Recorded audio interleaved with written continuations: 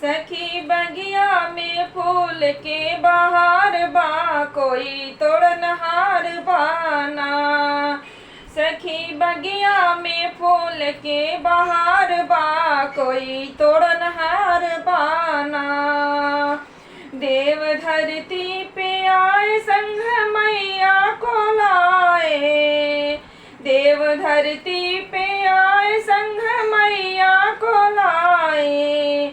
आज दर्शन के मनवा हमार बा, कोई तोड़न हार बाना।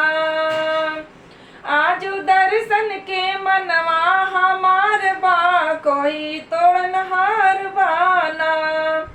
फूल तोड़ शंकर जी आए संग गौरा जी आई, जिनके हथवा में डमरू निशान बा, कोई तोड़न हार बाना। जिनके हथवा में डमरू निशान बा, कोई तोड़न हार बाना। फूल तोड़ विष्णु जी आए संग लक्ष्मी जी आई, जिनके हथवा में चक्र निशान बा, कोई तोड़न हार बाना।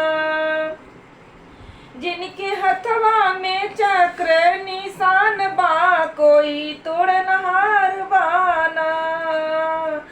सखी बगिया में फूल के बहार बा, कोई तोड़न हार बाना। फूल तोड़े राम जी आए संग सीता जी आई, जिनके हथवा में धनुषवा निशान बा, कोई तोड़न हार बाना। सखी बगिया में फूल के बहार बा, कोई तोड़न हार बा।